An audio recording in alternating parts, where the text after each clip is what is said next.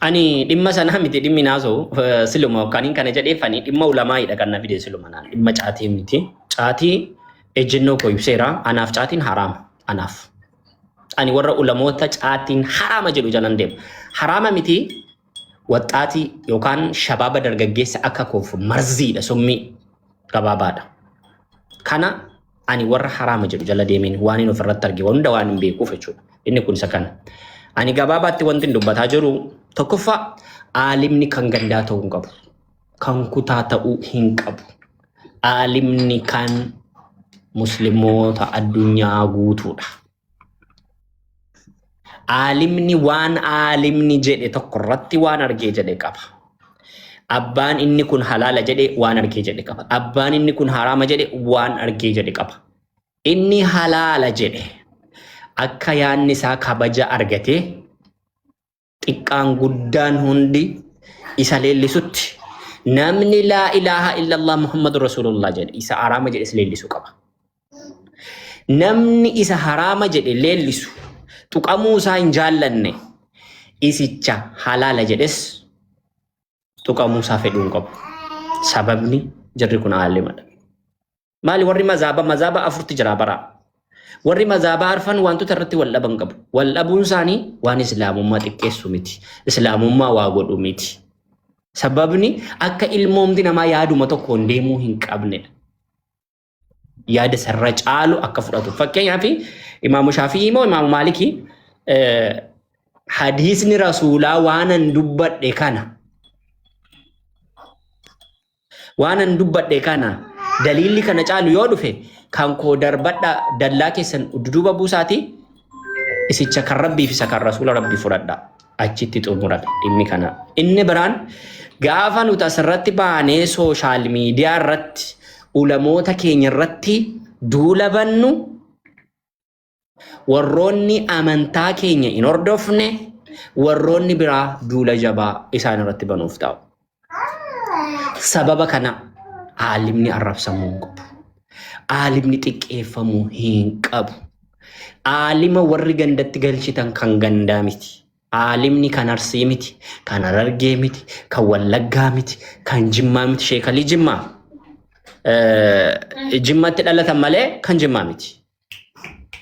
Sheek Musaa So'aalaa Harargeetti dhalatan malee kan Harargee miti. Dr. Jeelaan Kadir Arsiitti dhalatan malee kan Arsii miti. Kan musliimoota addunyaa guutuudha. Siniif galee kanaaf dhimma sirreessuu qaban isaanuun sirreessu. Nuti immoo gaafa abbaan fedhe isaan tuqu asirratti baanee humna dandeenyuun hattaa lubbuu keenya kennuu yoo ta'e irraa dhowwuu dirqama qabna. Kun dirqama keenyadha. Nabiyyi irraa loluuf ulamaa irraa loluun maafi farqa? Ana biratti tokkuma dhadheen fuudha. Sababni kan nabiyyi na barsiisetu isaani. Kan nabiyyi rabbii na barsiise isaani. Malee nama biraa miti nabiyyi rabbiitiin kan na barsiise naan salawaatu rabbii wassalaamu alayhi. Silaatii ilmi namaa du'aa nyaata du'aa. Namoota waan nyaatuuf waan dhugu hin beekne namoota waan dubbatu wanti isaan dubbatan miizaana hin qabnetu jaraawwaa jedha. Namoota aqliin isaanii xiqqaa namoota akka uumama ilma namaatti akka namummaatti yaanne safuu hin beekne jireenyi isaanii jiruun isaanii waan irratti irkatuti isaanii waa jedha malee namni ulamaatiin waan jedhu. Ulamaatiin gabaabaatti waa hin jedhiina. Wantoota nuti irratti haasofnu waa hedduu jira. Akkas jechuun fakkeenyaaf anamma isa dhugaa dubbachuuf amma dhimma ajandaa siyaasaa kanarraa naanaa lima nan barbaachisu akka dhuunfaa kootti. Anaan maaliif ittiin guddadhe umrii koo waggaa 7 eegale. Umrii koo waggaa 7dha kan inni eegale.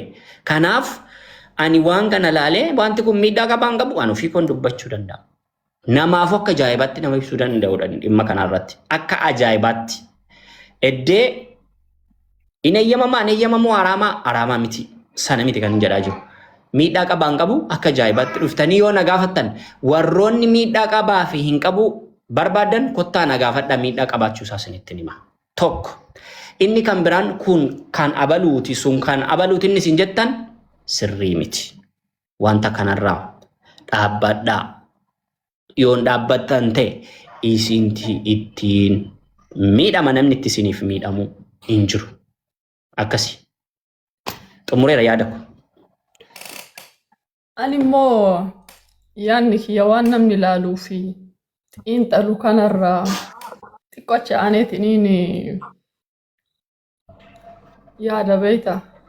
Bakki an jiru faalli an keessa jiru. Miira yaada na keessa jiru kana ibsachuutti waan na sakaalu jira. Haa ta'u garuu waan namni yaadu tanarra waan biraan nan mul'ata. Maaliif akka rabbiin sammuutii akkas godhe hin beeku. Waan namni yaadu kana waan hin yaadneefillee fiildii namni hin yaadne ka baradhee kan deeme. Namootarraa yeroo baay'ee yaadni kiyya adda. Yeroo nuti amma keessa jiru kuni this is a difficult season for Ethiopian people.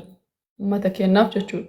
Siizina baay'ee laaqamaa ta'e ka balbala kee irra afaan kee atitti cufattudha. Yeroo nuti amma keessa jirru kun jechuudha. Namni nama asii ijoollee miidiyaarraa asii waa arrabsitu tana waa jedhu tana laala. Laakiin garuu waan tokko hidden propaganda takkatu miidiyaa kanarra jira. Wani naa galee jechuudha. Hidden propaganda akka namni miidhama namaa, cinqamuu namaa, dhumaatii namaa duraan yoo miidiyaa kana argite namni tokko yoo kan ajjeefamu ta'e miidiyaan kun martinuu bahaa dhihaa walii falmannee hanga miidiyaan kun mana murtii fakkaachuu takkatti. Wanni hedduun asirra dhufeetiniin irratti mari'atama. Kiristiyaanan jedhan, Islaaman jedhan, Amaara, Oromoon jedhan sagalee walii ta'an. Yoo yaadatte ta'e waa'ee feeban irratti, yoo yaadatte ta'e waa'ee qaama irratti, yoo yaadatte ta'e namoota hedduu ka dhiibbaan irra ga'e jechuudha. Amma garuu namoonni miidhamaa jiran kana sagaleen isaanii akka hin dhagaamneef yookiin immoo namni ofii sagalee waliif ta'ee akka wal quba hin qabaanneef burjaaja'iinsa keessa jira. Hawaasni keenya akkuma walii galatte jechuudha. Burjaaja'iinsa akka namni wal quba hin qabaanne akka barbaadamu waan akkanaa kanatu jira. Political systemii keessatti koorsii wayii irratti koorsiin an fudhadhe takka irratti waan kana bal'inaan dubbata. Namni taargeettii ofii barbaade dhahuudhaaf waan wayii siif darbataa saniin ati wal dhooftu. Haga ati sanii wal dhooftu wanni dalagames biratti dalagama. Amma mee Ustaaz Ahmad social media kana ilaalime Oromoon tokko hiddi isaa tokko abaaqalli isaa tokko kutattu 11 malee Oromoon tokko kuush dariin teenna hundi isaanii maddi isaanii madda walaaba hundumtu gootota qabsaa'ota Oromoo yoo kan laalu taate namni kutaaf qabsaa'e tokko illee hin jiru. Taaddasa Birruu eessaayi, Haaji Adam Saaddoo eessaayi, Jaarraa Abbaa Gadaa garamii, Waaqoo Guutuu garamii. Bakka bakkaati. Tokkoon qabsaa'aa Oromoo kan kutaa isaa yookiin immoo even ani akka lu'ulu'aatti akkaan anamanutti akka dhalattuu Oromoo takkatti akkaan anamanu sitti himuti. Qabsaa'aan Oromoo uummata Oromoo qofaaf qabsaa'ee hin jiru. Olaantummaa saba kanallee kabachiisuuf qabsaa'ee hin jira jedhee yaadu. And this one is my opinion. Sabni guddaan kun waan isaan malu argachuu qaba. Namatti qixxaahuu qaba. Abbummaan lafaa isaa mirkanaa'uu fi qaba. Abbummaan biyyaa isaa mirkanaa'uu fi qaba. Afaan ofiitiin dubbachuu qaba. This is our ideology ummata qabsaa'ota keenyaati. Akka nuti amma akkana wal gaarreeffannu kan osoo hin ta'in sablammii hundumaafuu bilisummaa isaaniitiif. Ani qabsaa'ota hedduu keessaa qabsaa'onni garaana nyaatanii kan kutaa anilleen ka beekuuf hedduu seenaa isaanii kan dubbise kutaa Harargee fi kutaa Arsii kana keessa kan jiranii hundumtuu osoma deemanii qabsaa'ummaan isaanii keessatti waan nu argisiisu takka jira. Amantaa fi sabummaa wal madaalchisanii deemanii amantaa sabummaa ummata kana eenyummaa isaa daalchisanii ummata deemanii dhugaa fi dhugummaa saba kanaa mul'isanidha. Qubeerraa jalqabee waan hedduudhaan haasofnee keessaan baanu. Amma garuu ajandaa miidiyaa kana yoo argine yoo tokko tare taanitti, yoo tokko tare kaanitti, yoo tokko tore kaanitti nama miidhameef ajandaa miidiyaa kanarratti sagalee ta'aa jiru argitee jirtaati. Dhiibbaalee gurguddattu bahaa jira. Nama miidhameef sagalee ta'u argitee jimaan kun miin zamaan dhaloota kiyyarraa beekan jimaa. Maaliif yeroo kan ajandaa ta'a? Lamin tafallaga? Maaliif gad darbame ajandaan kun? Hawaasni keenya kunoo እንደዚህ አይነት ነገር ለምንድን ነው አንደርስታንድ የማያደርገው?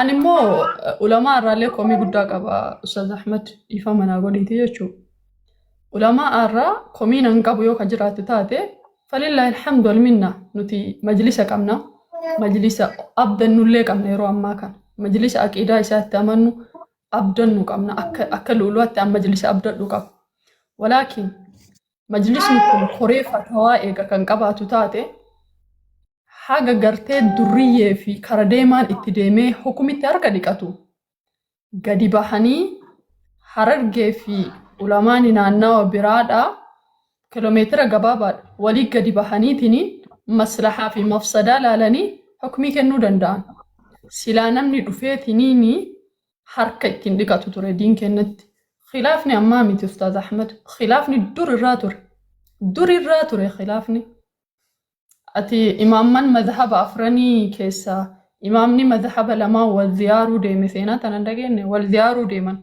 يقول الزيارو ديمني توكو آمين جد غير المغضوب عليهم ولا الضالين آمين جد إني كون دمو آميني تنفلتو سينا ده حديث سينتي مانجر درسان علماء ألماني يقول الزيارني كان سلا آمين جداني الإساء namni nu keessummaa itti dhaynu kun akkana hin fedhu inni callisaa jedheen kasimataa jiru moo maal Lula takka dhiifa asitti si dhaabe. Namoonni irra deddeebitanii barreessan argaan jira. Abaluun bilooki jedhaa jirtu. Mooditara nama hundarraa kaaseerani. Lulu asirraa iyyuu kaaseera sumaanu. Namni tokko mooditara hin qabu. Mooditara nama 30 kaaseera. Tokkoffaa ani nama hin bilooku. Namni rabbii hin arrabsu. Rasuula rabbii arrabsu. Yoo dhufe. Ulamaa'ii namni arrabsu yoo dhufe bilookiin godha. Waan sanaan alaa haadha koodha kan isin arrabsaa jirtan. Abbaa koodha kan isin arrabsaa jirtan. Abbaa koo guyyaa qiyaamaa wal argattu. Haati koo immoo wallaggaa giddaa ayyaanaa jiraatu. Yoo rabbiin akka carraasiin agarsiisee dhiifama gaafachuu dandeessu yoo dhiifama isinii godhan. Kanaa achi naan isaan arrabsitanii maalti na dhibe salaata keessanirraadha. Sooma keessanirraadha. Dhiifama isiniif hin godhan. Guyyaa qiyaamaan isin gaafadha guutuu keessan inshaa Allah. Akkasii waan barbaadan jedhaa firiidhaan namni bilookii isin godhu hin jiru yoo garuu islaamummaa arrabsitan rabbiin rasuulaan ulamaa yoo arrabsitan bilookii taatu akkasii itti fufi. Kana wal qabatee fatwaan kuni yogguu walitti ulamaan sun lamaan abbaa madhaba gurguddaati lachinu ولد دفعني كون آمين جده كون جلس how they respect each other أولما نمني تكبر نما أكاتا أركان صلاة إن بينه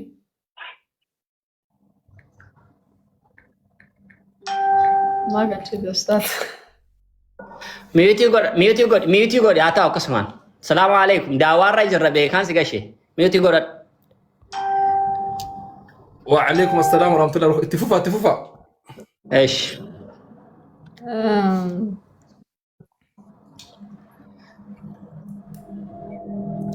حركاتي دي سيدر واحلل عقدة من لساني يفقهوا قولي no indu batin lulu kajeli tai kai no ajajo kon fudata kai kajeli tai srai def kai waslata def koi kajeli ata indu batin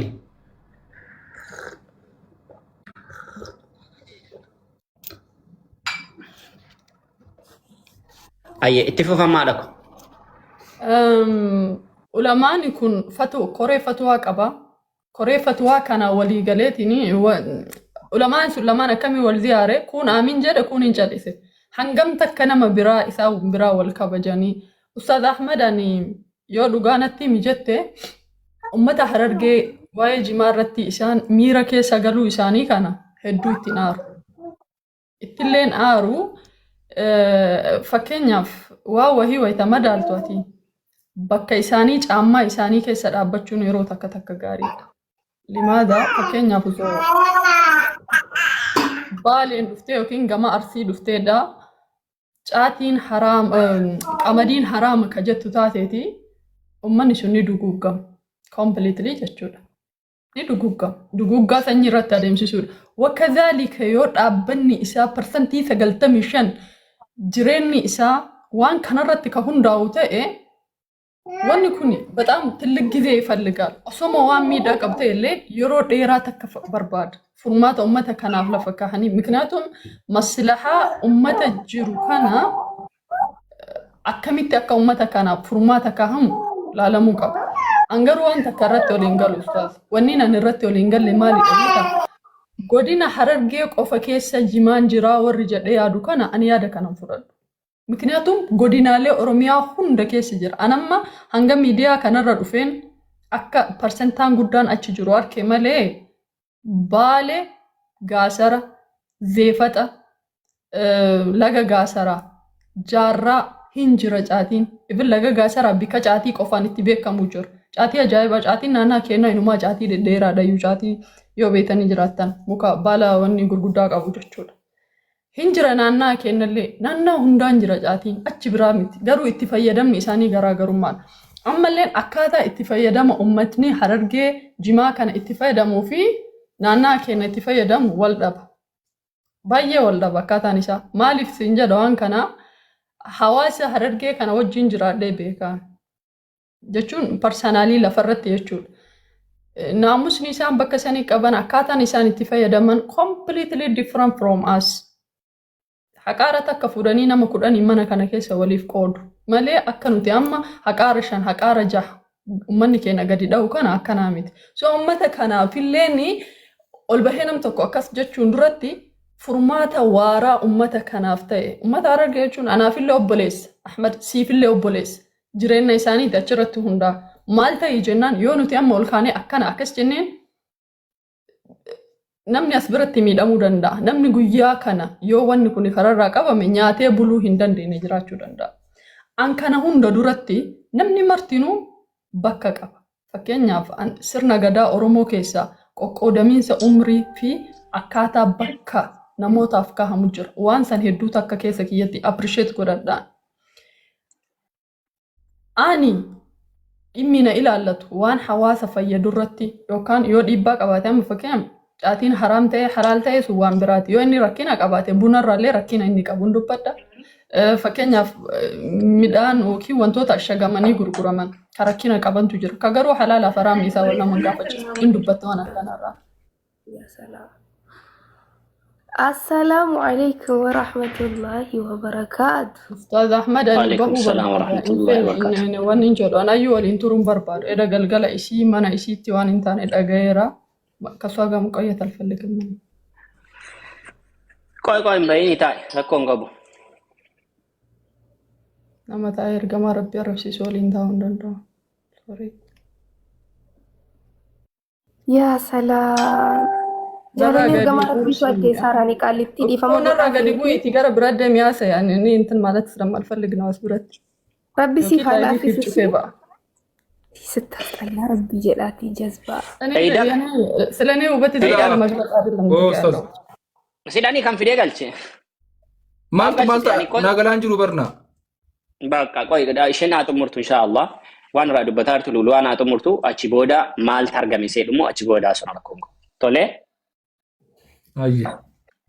Ish itti fufi lulu. Ustaz Ahmed yaada koo xumureera.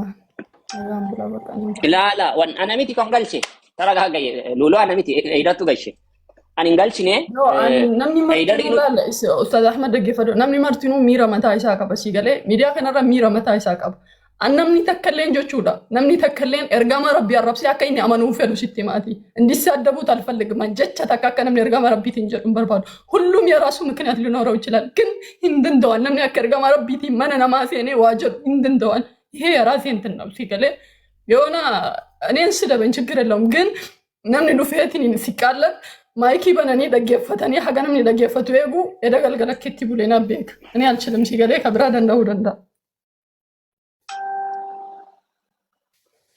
አብሽር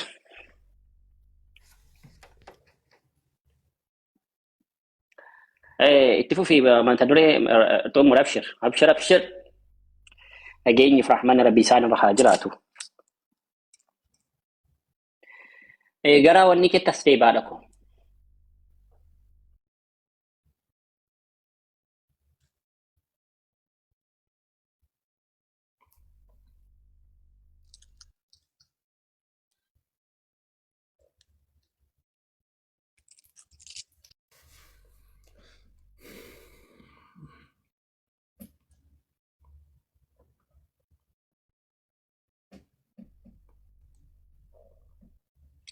ورا كومنتي مالتا تنوان بربادي بريسو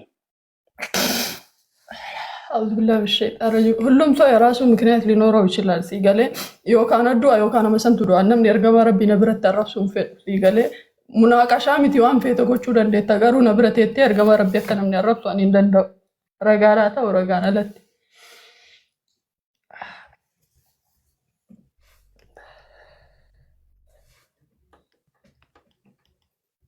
لزانة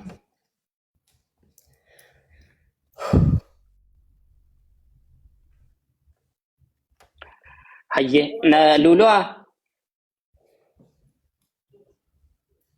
فيتي تؤمري ما تدريكي ابشر يا دوبا بسم الله الصلاة والسلام على رسول الله صلى الله عليه وسلم أعوذ بالله من الشيطان الرجيم مالتو تأي حالا أمني كن ديما جرورتي أمتي كانيف يوغالة تأي أمتي كانيف بالي تاودن داواني كن ولما أني قارو وان كان أردتي ولي قالني أصونا مني برا وي عسيا يسمو شكونو من ما التفترم سلامنا من ديو موشنو إنينا من ما التفترم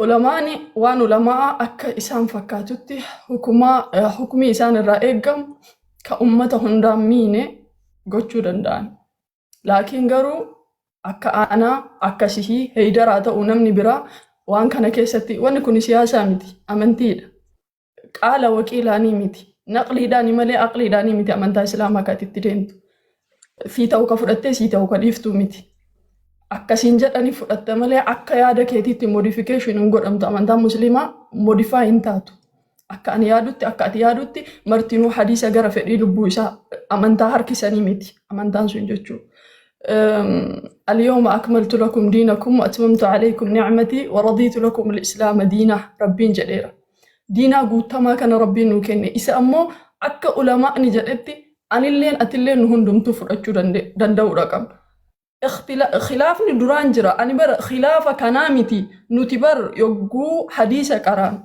أشكيدا كيستي فكين دبرتين حديث أصوى ولين كرانو والتمو تجرا خلاف نرامتي دران اللين جرا أما بود اللين جرا غانا اللين رف مسألة أنتم أمو مسألة أسليمتي مسألة أصلية يوكين دمو هندي ميتي يوكين أكيدات أولين كبتو فكين يفوان حرامة هدون إلما نما إرت كفان جرو within per day إرت كفان جرو أن اللين أتلين هندمتو per day نمني مرتنوان كان إرت كفان قالوا ربي تيو كأرارم ديبينو تاتي هو أرارم سنين أركان وانو لما برفكات ولما أبديسو قالوا عن كهندا كان جالنا ياتشسو ولماني أكا الربسم واني بربادا موف مالي دا إرقام ديناتي وان كان دوبان كجرو نمني قاف ولمانا الربسمو جلقبي قاف كون كان تكيسو جلقبي كون كان تكيسو جلقبي مالتو تا بيكم سرا نمني فقات قاف نمني بيكم سرا فقاتي هو nama tokko kafarsiisuun hedduu takka salphaata. Gaafa nama kafarsiisuun salphaate hoo mas'alaalee hedduu mataati zoorsu yeroo ammaa kana jechuudha. Quraana keessaa hadiisa keessaa fidaa jira. Kana yoon beekumsaan hin tahini karra ati jalaa itti baatu hin jiru. Akka ati hin beekne immoo ulamaa keessi arrabsiisan. Ulamaa kee gaafa si arrabsiisanii jedhe kutaa qabsiisan. Gaafa ulamaani kutaa qabatee jedhe maaltu taha ummata kana addaan qoqqooduun salphaata. Akka namni wal quban qabaanne ta'a. Gaafa ka harargee dadhabamu dhahamu ka baaleen cal'isa gaafa ka baalee dhahamu ka wallaggaan cal'isa gaafa ka wallaggaa dhahamu ka jimmaan cal'isa. Eegasi namummaa yookiin humaanitii wanni jedhamu tun distirooy ta'aa deemti. Gaafa namummaa humaanitiin tun distirooy ta'aa deemtu ummata kana gara fedhanitti akka horiitti oofuun hedduu takka salphaadha. Durilleen ammalleen ummata Oromoo akka itti cabsanillee akka itti lafarra oofanillee akka itti gabroonfatanillee afaan keessa wal garagalchuudhaan seenaan dabreewwanni haasahamuuf ummanni ammaa kun akka irraa baratuufi malee seenaan akka haasahamuufi miti. Dhaloonni ammaa kun akka irraa baratuufi. Lafee warseensaa ufii waliin cabsan malee lafee warseensaa lafeen biraan cabsu. Oromoollee ufii waliin dhahanii afaan keessa amantaadhaan, kutaadhaan, aadaadhaan qoodanii afaan wal keessa garagalchan. Gaafa kaan immoo itti gaafatamaa dhabdi. Nama namummaadhaaf quuqamu dhabama. Gaafa kana maal ta'a? Kaan amantaa isaarraa zoorsuun salphaadha. Kaan immoo hoo gabroomsuullee salphaadha jechuudha. Ani kanatu na mul'ata. Ummata asirraa iyyuu fi wal arrabsu kana duuba qoqqoodamiin sina ummata kanaa barbaadameera. Akka namni sagalee waliin ta'an, akka namni bahaa dhihatti kaabaa kibbatti yeroo nuti sooshaal miidiyaa kanarra jalqaba dhufu jechuudha. Gondar yoo haa ta'e Oromiyaa hunda keessaa iyyan. Gojjam yoo haa ta'e Oromiyaa hunda kutaaleen hundi. Ummata kana Tigraay yoo haa ta'e akkasitti walii iyyaa turre. Oromiyaa keessaa yoo ta'e akkasii walii iyyaa turre. Even profaayila godhachuu waan garagaraa murtiilee darbee irratti namni yaada kennachuu. Laakiin wanni kun amma deemee dhiphatee even waan biraatii miti ustaaz miidiyaa kanarratti geemni gandatti galeera. Hukmiin gandatti galteerti. Gaafa kan obbolummaan Islaamaa suni maal tahaa deemti sukkuumamaa deemti jechuudha. Rasuulli sallallahu alaihi wasallam wanti isaanii akkatti yashuddu ba'dakum ba'daa jedhan isin wal jajjabeessitanii jedhan. Wal jajjabeessuun tuni maalidha? Namni aadaa safuu duudhaa garagaraallee kan qabaatu taate gara itti wal fayyadu jira. Wal fayyaduufoo wal quba qabaachuu qaba. Wal quba qabaachuufoo bahaa dhihatti tokkummaadhaan dubbachuu qaba. Yooni ulamaan wahiidhaa bakka wahiitii hukmii biraa kenne kan biraalleen gara biraatii hukmii kenne ulamaani ufii isaatii munaaqashaa godhee walii galuu danda'a. Ishda khalaka ana waanta anaa fi si maaltu galche jidduu ta'a. Tiktaakarri maal godha hukmii keessaa si jammara. Maal hukmiiti? Eessa bira qara'eeti? Hukmiin abbaa qabdi bar. Namoota gurguddaa bar hedduu qara'anii waggaa 40 nan guunnaan hukmiin kenninee jedheetiin waan kanarraa baqatu jira. Sigalee soo kanaafini ani wanni natti mul'atu. Waan jimaallee as biratti ana bira vaaliyuu natti mul'atu ittiin jiru. Waan ummata miidiyaa kanarraallee iyyuu vaaliyuu natti ta'u qoqqoodamiinsi ummata kanaa afaan keessa wal dhaabachuun ummata kanaa gosatti kutatti wal galchuun kuni kiraayisisii guddaa akka namni walitti gadi bahee gizee takkatti wal fixu. Kiraayisisiin akkasii dhufaa jira. Kanarraa ragaan Ustaaz Ahmed namni tokko bahra gubbaa waliin cehee akkamitti muka walitti dhahamee yaadi ati. Hangam takka gara jabeenyummaan waan Rasuulli sallallahu alaihi wasallam gosummaan tuni baktii jedheef yaadi. Bahriin gubbaa rabbii isaa tokkocha qabatee bar namni bakka maratti yoo kafaree bahra gubbatti akka inni amanu bar Quraana dubbata. Bakka bahriin akkas godhatu san bishaan gubbaa jiru san bar rabbii tokkocha yaamata martinuu jechuu walii gala. Namni bishaan sanirra waliin cehetu har'a muka waliin dhahuu jira. Sababa takkaan ala. Lola hinjifannaan keessa hin jirre jechuudha. Lola diigama malee ijaaramni keessa hin jirre. Seenaa Oromoon dur diinatu akkana nu godhe jedhu san kijiba jennee seenaan gurraacharra barreeffame kuni nuti jenereeshinii har'aatiimi. Jenereeshinii kuni gaafa tare seenaan kuni barreeffama. Oromotu akkana wal godhaa ture jedhameeti barreeffama malee wanni duraan diinni nu godhe suni ufii kennaa irraa haaqaa jirra jechuudha. Yoo Oromoon ufii isaatii wal kolaase diinni yoo mataan gadi qale maal ilaalchisare? Yoo Oromoon makiinaadhaan lafarra wal harkise jedhame diinni yoo akka fedhe Oromoo godhe maaliif? Ishuu kanneessa wanni kun. Ishuu kanneessa. So propaganda hidin wanni dalagamaa jiru kana namni hin argine walitti iyyuu malee afaan wali banuu malee ulamaa arrabsuu malee tiktaakaa fi laayivii jala deemuu malee hidin propaganda irratti barreeffameetiin dalagamaa jiru kana namni arge waan jiru natti fakkaatu. Ilaalchi kiyya waan kanarratti kan yoo dheeressee dhiifamu isaas. Hayyee galatoomii ulfaadhu dhimmichi dhimma siyaasaatu keessa jira hawaasa kanaa qoodiin qoodanii wanni gochuu galatoomii ulfaadhu. Tun dhimma koo wanni kun dubbatiin dura haydaro salaamu alaikum warahmatullahi wabarakatuh habibi. وعليكم السلام ورحمة الله وبركاته أستاذ. Baga nagaan dhufte يا شيخ بقى نقال نويتني يا أستاذ شايني أسنجر مسجد جرام.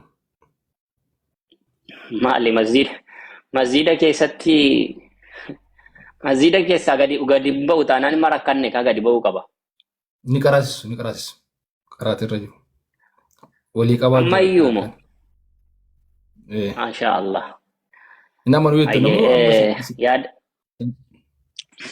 ما جتن إنما نوين أنجت نمو أما سنجسس نملسا مسيني دكتور شيخ محمد أحمد الدين برجرا ما شاء الله ما شاء الله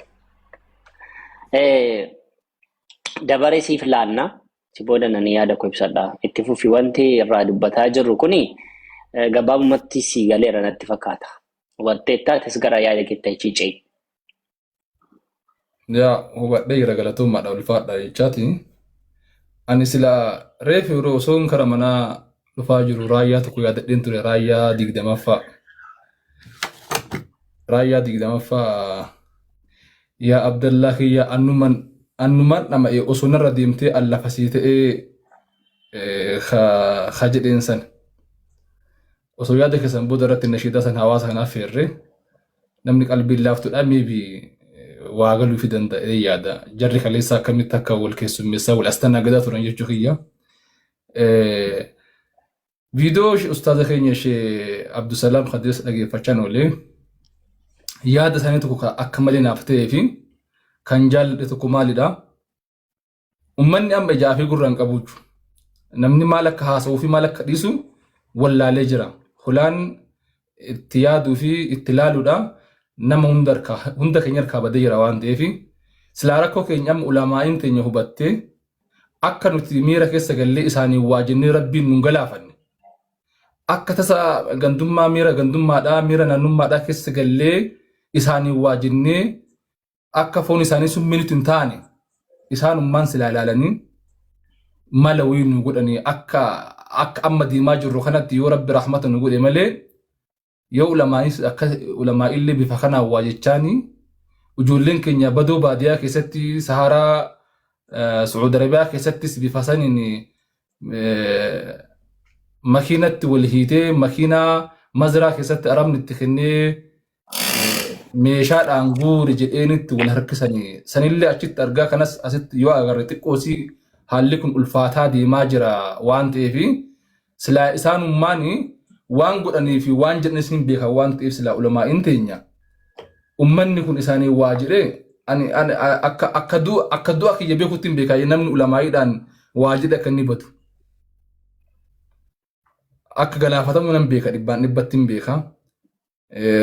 Foon ulamaa sun miidha waan ta'eef ummanni kun hundi bifa kanaa yoo deeme maaliif jennaan namni miira keessa galee jira namni machaa'ee jira quban qabu namni bitaa fi mirga laalee baalaansi laalee deemaa jiru nama muraasa dhugaa dubbachuuf miidiyaa kana gubbatti sirrifachiisa jechuun anamma nama meeqa arge beektaa ka isin hin beekne nama miskiina wallaahi saddaqachuu irra malee nama nagahaa katakkaa waa namaan jedhee hin beekne katakkaa siyaasaa waggaa meeqa biyya sanaa miidiyaa irratti hirmaatee hin beekne wallaahi waa inni jedhee fi waa inni hanga wayyaadhaan sun beekamtii hin qabu nirrifadhe mataan qabadhe wallaahi sheeka guddaa hin jaalladhu sanitti mul'ise laal namni ani fati beeknu miskiinni kun katakkaa waa dubbatee hin beekne maal akka inni jedhee poosti godhe ilaalime jedheen jechuun saniifuu dubbisni irraa hin gabaabsaa. Haalli deemamaa jiru haala hamaadha. Tanin dhumarra dubbadhu ammoo wanni jala sararee isinitti himu sheekan keenya yookaan ulamaa'in teenya gaafa wanni kun halaal jettus jallinnaaf gaafa wanni kun haraam jettus miira keessa galtee yookaan waa balleessuudhaaf osoo hin taane waan jedhaniif waan godhaniif qaban isaan ragaa mataa isaanii qaban. Ulamaa'in yoonii fi waan takka dogoggoraa waa murteessite ajrii takka qabdi jedhan yoonii fi haqa qunnamtellee ajrii lama isaan akka lammanuu beeki maaliif keessa isaanii sirreessuudhaaf malee balleessuudhaaf tokkollee waa jechaa jiru beeka fatwaan amma kennamu kun hundi waa balleessuudhaaf dhaloota balleessuudhaaf hammeenyaaf miti isaan ifatti waa tolchuudhaaf ka haraam jedhes ka halaal jedhes ragaa mataa isaa qaba waan ta'eef sila hawaasni I think akka nan dhageenye gurguddaa kennaa hin dhageenye akka nan dhageenye nan beeka garuu amma akka mataa kiyyaatti namni rabbi sodaattan sila irra waan kanarraa gabaabbattanii afaan keessa hidhattanii gaariin itti fakkaata. Galatooma alfaadhaa horaa bulaa deebanaa dagaaga daraara ustaad. Ayya. Boleessa keenya kadhas bagana gaan dhufte. Salaamu alaikum wa rahmatullahi wa barakaatu. Waalaikum salaam wa rahmatullahi wa barakaatu. Bagana gaan nu jiraatan. Galatoomi geemii haasaa jirra miti nuti dhimma wanni ajandaa godhannee ajandaa qabnurraa haasaa jirra. Ajandaan keenya kun yoo haasawuun sitti tole yookaan dhaggeeffachuu sitti tole dhaggeeffachuu dandeessa. Yoo immoo siin hin taane ta'es rakkoon qabu salaamatuma wal gaafachuun waan guddaadha. Akka sababii inshaallah intuun sitti dabarsin dura danda'amu moo kam isinuma dhaggeeffannamu akka hin dandeessa mirga keedha rakkoon qabu. Okay. Mirga keedha. Feeqaan dhaabsita. Okay, bareedaadha. Itti fufa xiqqoo waa'ee ajandaa jumarraa haasa'uu jirtaniinsaa moo maal? Jimaa osoo hin tahin ulamaa ajidduutti kutaggalchan kana maaliif kutaggalaa fi alaaba gara ulamaa adeemaa jiru kanarraa dubbachuu jirra. Okay, itti fufaa isin dhaggeeffadha. Galatooma ulfaadha waan itamma kaaseenidha. Ulamaa mitiiti namni irra caalaan nama rabbi sodaatu aalimadha jedha rabbi ulamaadha jedha rabbiin quraana keessatti. Ani social media kanarra irratti TikTok ilaalaa aywa social media kanarra waa hedduun ilaalaa ture. Waan namoonni na ergaa turan illee karaa WhatsApp karaa garaa waan sharnatti godhaa turani. Ani isa jarri masqalee asirratti naa godhan sana miti. Anaa fi sheeka aalimticha guddaa sanaa subhanallah Dr. Eenyu maqaan isaanii naaf himi kaa Muhammad Kamal Tilmoo. Aywa Dr. Muhammad Kamal Tilmoof anaan wal bira qabanii muuziqaa biratti akkas godhan. Nanne emiti inuman dilallaa'e. Ani masqalii isaan godhaniyyuu ofii koo gad of galabbatee kun ammas mantumas hinduuqaa ta'u akkas galagashuu nan danda'an baay'ilichuu akkas naanneessuu nan danda'a. I don't care. Nama dantaa qabu miti beeyta. Du'aa'ii ulamaa'ii kadhaa ulamaa'ii mitiiti wallahi jechuudha. Kadhaa ani kadhadhe namni na miidheennaan kadhadhe wallahi biddaahi rabbina irraa qeebala. Maaliif na jedha nama tokkotti yeroo tokko social media kanarratti arraba daangaa dabarfate na arrabse Saudi Arabiyaa jiraata. Yaa Rabbi waan biraasiin jedhu yeroo ji'a tokko hin geenye keessatti poolisii Saudi Arabiyaatti ajaji jedheen du'aayii godhe. Ji'a tokko mini torbee lama hin geenye poolisiin qabe biyya xabu. Sana booda Itoophiyaarraa naa dawwalee waan darbee fadara rabbumaa jedhii dhiifama naa godheedhe. Arran dubbataa jirra laani wanta kana. Maaliifi du'aayiin ati miidhamaadha taateennaan amantii barbaadde hordofi. Du'aa'ii da'watal mazluum rabbiin hin qeebala. Rasuulatu dubbate kana salawaatu rabbi wassalaamu alayhi. Du'aa'ii namni fakkeenyaaf warri anaan na arrabsitan wallahi du'aa'ii isinitti kadhadheen rabbiin hin qeebala. Warri na arrabsitan hin qeebalam. Maaliif namiitaniittu? Ani isin hin arrabsine, ani isin hin xiqqeessine, isin hin xiqqeessine miti. Ani garuu isinitti hin kadhadhu. Kan aalimaan moo sandaranidha. Maaliif na dhaggeeffadha. Aalimoota kana keessa warra akkamii jira beektu? Mee aalimoota keessa waa xiqqoo tokko isin kaatutti godhe. Gaddaa aalima wayii tokko aalima beekamaa. Nama ilmi keessa waggaa afur. Dhiisa qoy gisee takka Ahmed. Mooditara isinirraa kaasaa. Dhiisa haashiraa haa ta'u haa barreessu waan fedhe adabaddaa. Nama takka akka nama takka illee miyuutiin goone. Ifallagaa'uun isa dhiisa. Waggaa 40 nama ilmii qaraasisedha. Ilmii kanaadhaan na jedhan wallahi duukaa ta'ee jennaan jechuudha. Waggaa 40 ilmii kana keessa ture jedhan. Waan ittiin hawaasa kana ga'u miidiyaa wayiin bane jedhee maqaan isaa wanni bituu fi saatalaayitii bituu fi saatalaayitiin tokko jetti $4,000 na jedhan. Ofii koo immoo ani daawaan kun waan hin qara'ee waggaa 40 umrii koo kana guutuu irratti fixe ituun hawaasa kanaan hin ga'iin hawaasni sooshaal miidiyaa irratti akkas ta'ee badaa jiru kun hawaasni keenya kun nama dhabe malee ofiisaa rakkoo godhate miti nama dhabe hawaasni kun nama dhabuu fakkeenya tokko isiniif haa kaasu. Dubaay kana qee duuriyyeedhaa, qee hattuudhaa, qee shiftaadhaa, qee maaliidha jedhama miti. Gaafa ustaas Farhaan dhufu qeema hattuu kana keessaati namni akka galaanaa cabsee ba'e. Gaafa ustaaz Ibsaan dhufu qeema hattuutiin waamamu, qee dhiichisaa qee maaliin waamamu kana achuma keessaati namni diddiidee dacha'ee ba'e. Hatta bakkee wal ga'uu didee gaafa ustaaz Ibsaan dhufe gara nama 700 ta'a. Namni dhufee achirratti argame. Yoo xiqqaate nama 700 ta'an yoo xiqqaate namni dhufee achirratti argame jechuudha. Kan qaamaan dhufee argame. Uummanni kun miidiyaa dhabe malee nama daawaasatti godhu dhabe malee nama dhabe malee uummanni kun laafaadha. Uummata kan akka inni badii irratti hin hirmaanne uummata kan of beeksisuuf miidiyaa barbaachisaa jedhan sheekni kun. Sheekaan nama guddaa nama ilmii keessatti waggaa meeqa dabarse. Nama kana kan isin ajaa'ibu du'aa inni kadhatu kallattiin irraa qeebalaman. Kallattiin maaliif na jedhaa? Namoonni du'aa itti deeffatanii namoota rabbi du'aa isaanii irraa qeebaledha. Namoota hedduun isinii kaasuu danda'a. Maqaa isaanii asirratti kaasuutiin hin barbaachisu malee. Sooshaal miidiyaa kanarra yeroo jirtanii ulamaan tuqiinaa, beela'anii, rakkatanii, dheebatanii. Ulamoota keessaatiin nama sareen faarratti dhalee jiraam kan afaa beektoon masin. Fakkeenyaaf Sheekh Ahmad Buluugaa warri dhalootaan baalee taatan hin beektu. Sheekh Ahmad Buluugaa jechuun nama rabbiin buluuga kana kitaaba guddaa ammas ga'u sammuu isaanii keessa guutuusaa kaa'eefidha. Qura'aanaa affazuu caalaa ulfaata buluuga sammuutti affasuun. Sinigalee baabuma tokko affasuun ulfaata sammuutti qabachuuni jechuudha. Sheekh Ahmad Buluugaa sun guyyaa isaan du'aayii kadhatan sekendiitti roobni tokko dhabamennaa yoo isaan ol ba'anii madarakii irra dhaabatanii kadhatan ituu isaan bakka sanarraati wanneedhanii hin bu'in rabbi irraa qeebala.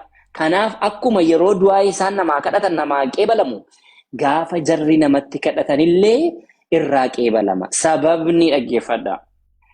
Man aadaalii waliyyan faqad ahzantuhu bilharbi jedha Rasuulli sallallahu alaihi wasallam hadiisa al-Qudsii keessatti namni jaalalleewwan kiyya xalaata godhate namni awliyaa kiyya xalaata godhate ana duuka waraana baneeraa jedhanii dubbatan ergamaan Rabbii hadiisa al-Qudsii keessatti jechuudha. Siniif galee hadiisa al-Qudsii. Namni ulamaa duukaa ulamaatiin waa jedhu aalimaan xiqqeessu